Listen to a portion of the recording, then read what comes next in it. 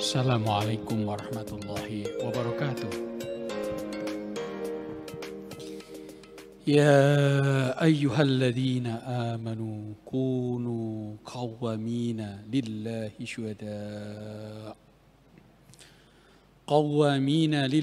syuhada'a bil qist wa la yajrimannakum syana'anu qaumin ala alla ta'dilu i'dilu huwa aqrabu littaqwa wattaqullah innallaha khabirum bima ta'malun.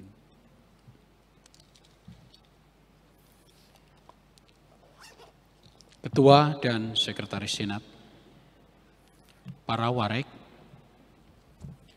para dekan,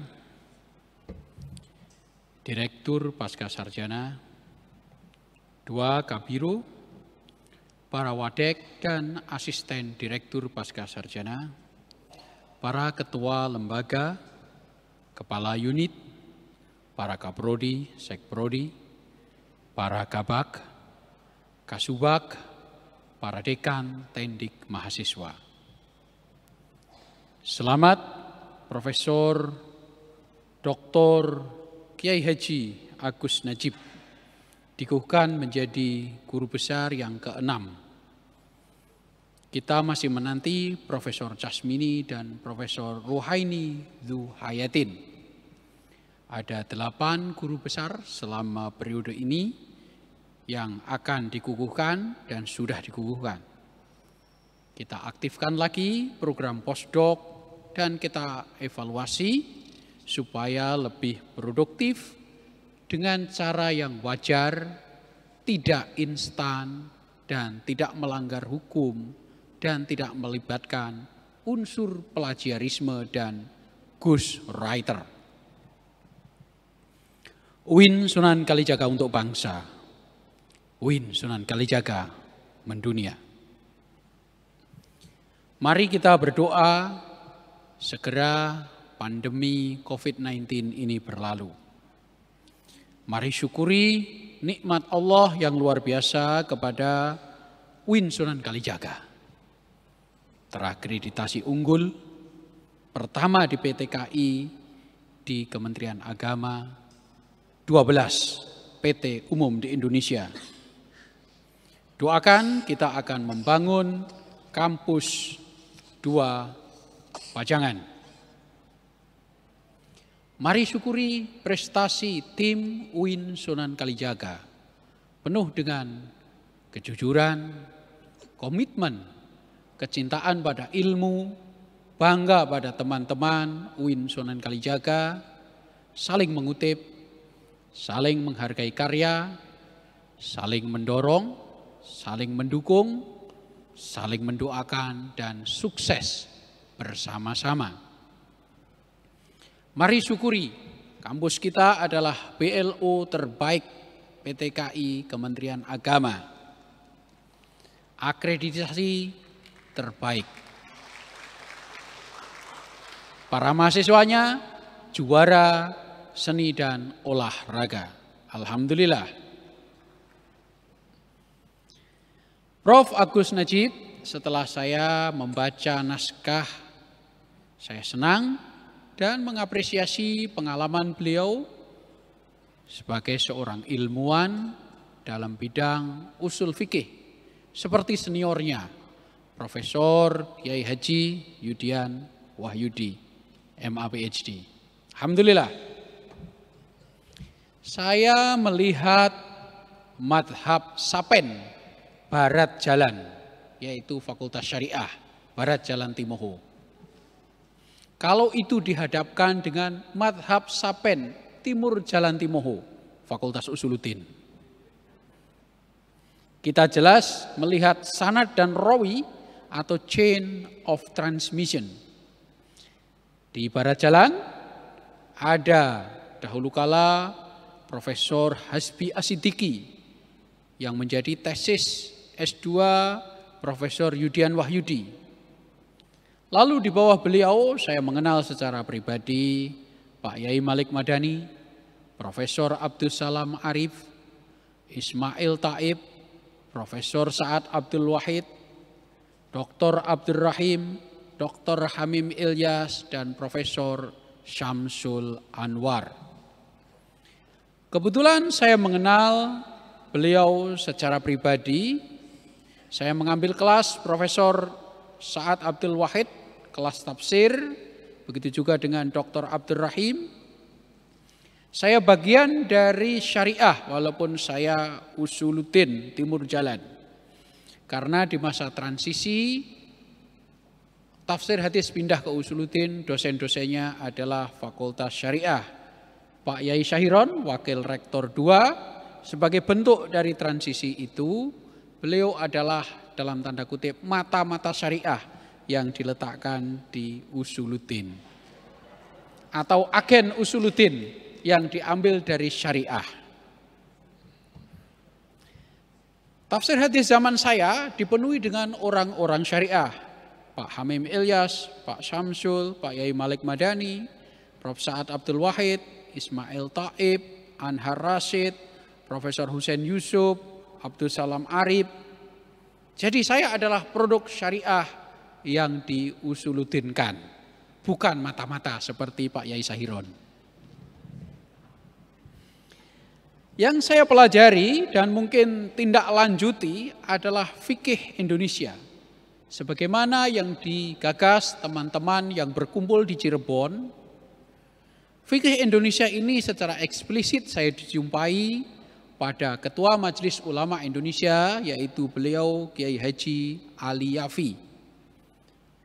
Dan di Sapen itu sendiri saya melihat bibit-bibit fikih Indonesia dalam jejak-jejak tulisan Profesor Hasbi As-Siddiqi.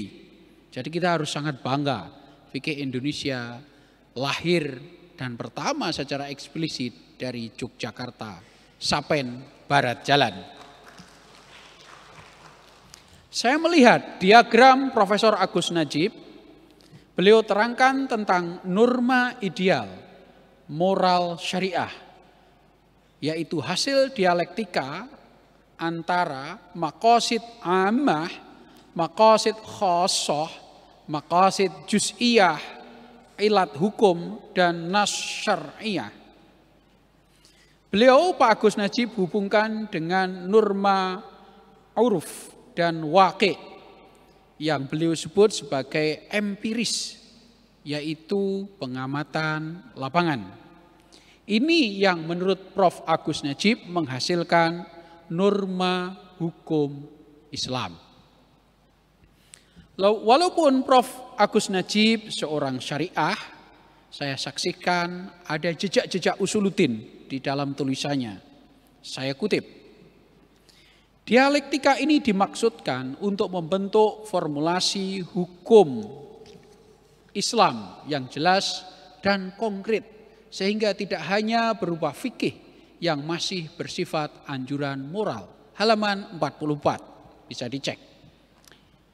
Kemudian bisa dilihat logika berpikir realistis dari Prof. Agus Najib yang sudah bercampur hermeneutika dan ilmu sosial ala usuluddin. Jadi kita punya mata-mata lagi di syariah. Saya kutip halaman 45. Maka hasil dialektika tersebut diobjektifikasikan sesuai konteks masyarakat masing-masing wilayah atau negara tersebut tanpa harus dilabelkan Islam. Tentu kita ingat kalimat objektifikasi adalah kalimat Profesor Kunto Wijoyo. Ya semi UGM juga. Saya juga senang membaca naskah pidato ini. Di situ jelas watak akhlak dari Prof. Agus Najib tentang keragaman, kebinekaan pada halaman 45. Saya kutip, adanya pluralitas atau diferensiasi hukum karena perbedaan keyakinan agama ini tetap dimungkinkan dalam pemberlakuan hukum di suatu negara. Inilah beliau, aktivis Dialog Center.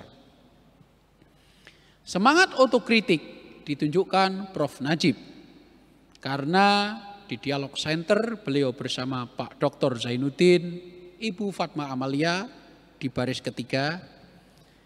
Pak Radino, saya tidak melihat. Pak Mahmud Arif. Saya kutip pada halaman 46. Pandangan yang berlebihan terhadap sakralitas hukum Islam melahirkan sikap yang eksklusif, diskriminatif, intoleran, bahkan kekerasan terhadap kelompok yang berbeda.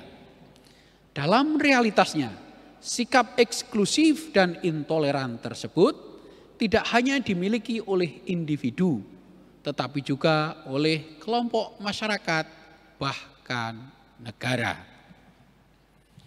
Dalam kutipan itu, jelas Prof. Agus Najib menghayati aktivitas antar iman, antar kelompok, sekaligus kritik terhadap sikap eksklusif, intoleran, diskriminatif. Ini sekaligus khas Sapen, Yogyakarta. Sapen, Jalan Timoho menawarkan tidak hanya moderasi, tetapi hubungan antar iman yang sudah jelas dan jauh lebih tua dari program pemerintah. Antar iman, antar golongan, antar madhab, antar organisasi sudah menjadi tradisi sejak berdirinya kampus kita.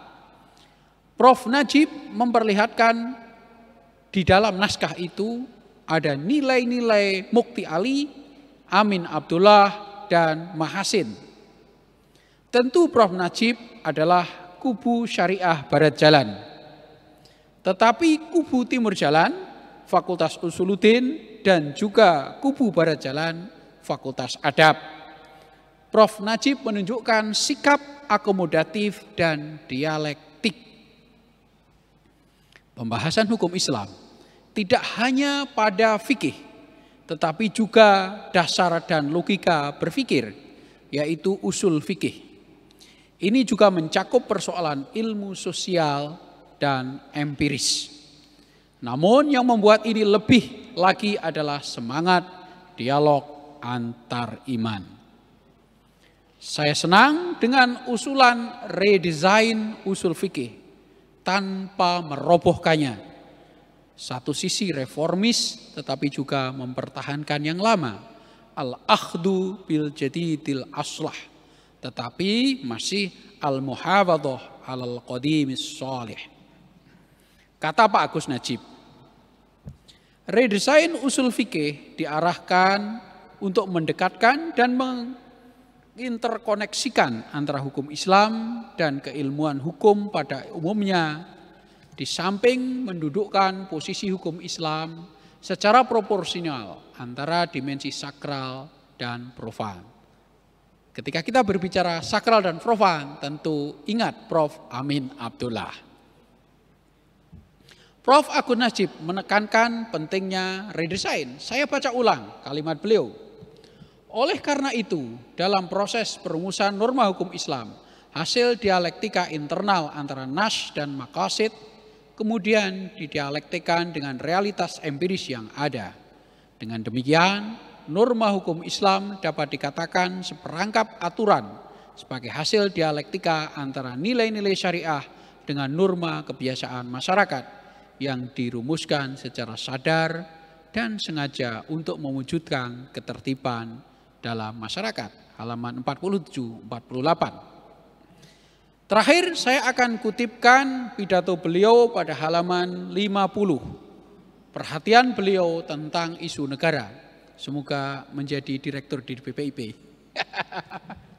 Kita doakan ya.